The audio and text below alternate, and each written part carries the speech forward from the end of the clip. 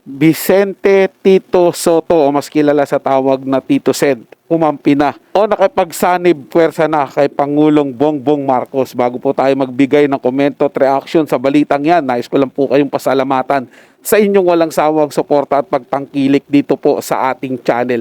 Muli po ako inyong lingkod, Tagapanood TV, isang mabiyaya at mapayapang araw po sa ating lahat. Welcome back po dito sa ating YouTube channel at Facebook page. Sa mga bagong napadaan lang po dito sa ating channel, huwag niyo po sanang kalimutan na mag-subscribe. Hit nyo na rin po notification bell para lagi po kayong updated sa mga bago pang video na ating ilalabas.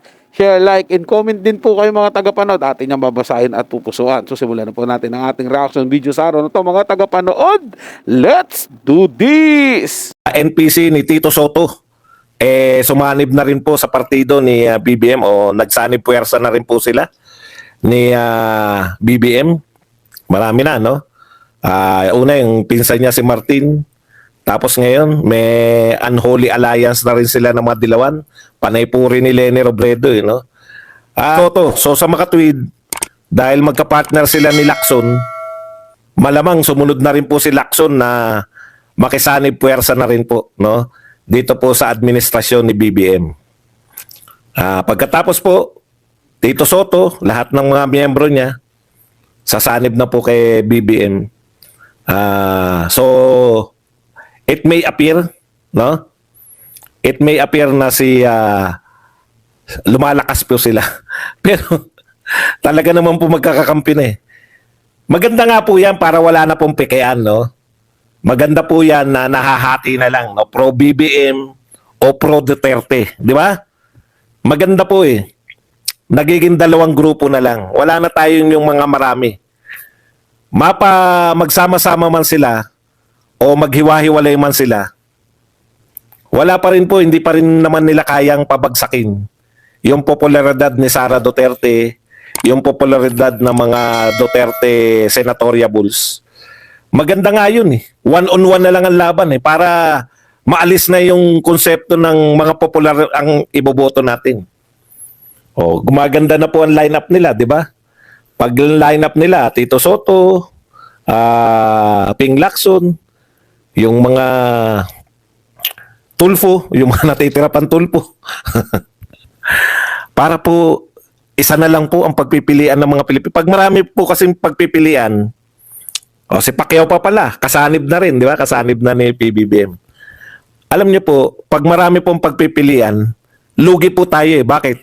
Pag maraming nagpasok ng kandidato, ang tendency po niyan, manalo po yung mga popular. So mananalo sila Tulfo, sila si Tito Soto, sila Lacson, si Pacquiao. Pero pag one-on-one po ang laban, malinaw po yan, no? Pro Marcos versus pro Duterte. So mamimili lang po yung tao. Ano ang mas magandang administrasyon?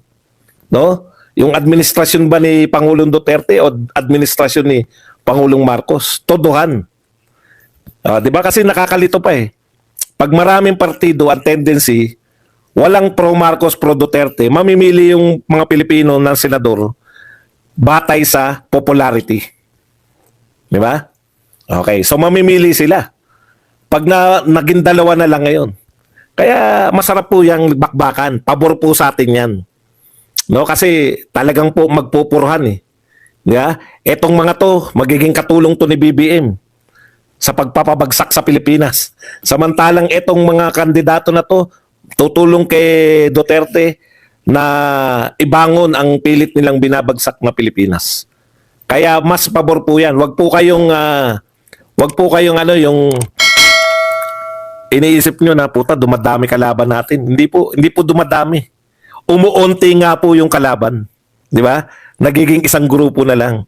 So pag nakapagsanib sila kay Marcos, hindi nila pwedeng ikatwiran ngayon na hindi sila damay sa ang umaayaw kay Pangulong Marcos. Hindi sila pwedeng sabihin nila, hindi kami kasama ni Marcos sa administrasyon. Hindi kasama. Kasasanib nyo lang eh. So isa na lang po yung babanata natin. Kaya po dapat mga tagapanood, wag tayong masyadong mahook dun sa mga politikong sinusuportahan po natin.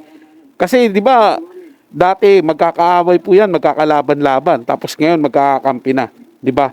Pero tayo pong mga tagasunod nila o tayo pong mga sumusuporta sa kanila, Yung mga dating mga naging kaibigan natin na nasa kalabang partido, nasa kalabang politika, tapos ngayon nagkakampi-kampi niya. Tingin niyo po ba mapapatawad tayo nun, magiging magkaibigan ulit tayo nun, ba? Parang yung iba kasi matindi magtanim ng galit. Baka hindi na tayo tanggapin nun. Pero yung mga politiko na dahilan na pag-aaway-aaway natin noon, tapos ngayon magkakampi na, para na lang po tayong pinagtatawanan yan, mga tagapanood. 'Di ba? Sila okay na, pero yung mga taong nagkagalit-galit dahil sa kanila, hindi pa po okay. Pero sila, sanib puwersa na. At ito po yung malinaw, mga tagapanood, dito sa sinabi ni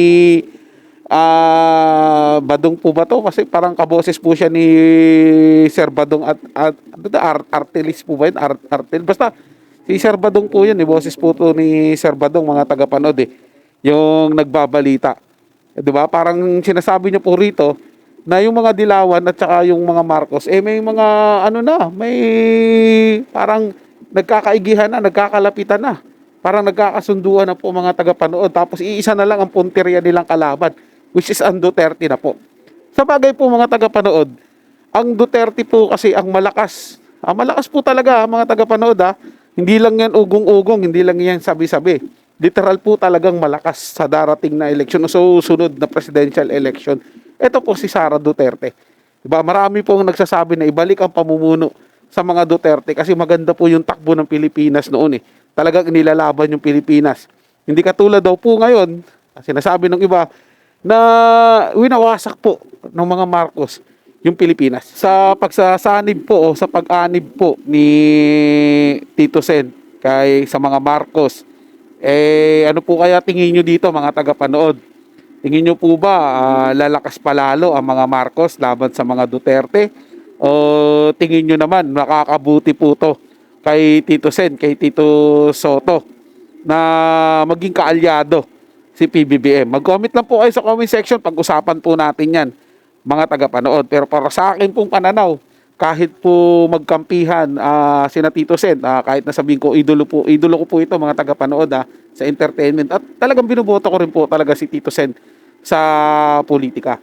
Pero pagkakalaban niya po si Duterte sa pares na posisyon, baka mag-Duterte po ako mga tagapanood. Dahil gaya po ng mga una kong video, paggawa ko ng reaction video mga tagapanood, sinabi ko na po dito na pro Duterte po talaga ako. At naging pro Marcos po ako dahil po sa impluwensya sa akin ng mga Duterte. Ngayon kung papipiliin ako, Tito Sen between Sara Duterte, kung magkabanggaan man sila sa isang posisyon sa darating na panahon, magdo-Duterte po ako mga tagapanood. Pero mananatiling idolo ko po si Tito Sen pagdating po sa entertainment, pagdating po sa showbiz. Pero sa politika po, naniniwala po ako na mas may kakayahan si Sara Duterte. Sa same position po mga tagapanood Pero pagka iba po position ni Tito Sen sa tatakbuhan niya, siyempre ibubuto ko po rin po si Tito Sen. 'Di ba? Kasi magaling naman din po siyang leader 'Di ba? Marami na rin po siyang napatunayan. Yun nga lang, pag nagtapat po sila ni BP Sara, mas umaangat po yung kagustuhan ko kay BP Sara. So yun lang po mga tagapanood nagustuhan nyo po yung ating talakayan sa araw na to, at kung kayo bago lang po na napadaan dito sa ating channel, huwag nyo po sanang kalimutan na mag-subscribe. Hit nyo na rin po notification bell para lagi po kayong updated sa mga bago pang video na ating ilalabas. Share, like, and comment din po kayo mga tagapanood at yung babasahin at pupusuan. So hanggang sa muli po, ito yung Tagapanood TV. Komento at opinion lamang, wala pong personalan. Paalam po at mabuhay po kayong lahat.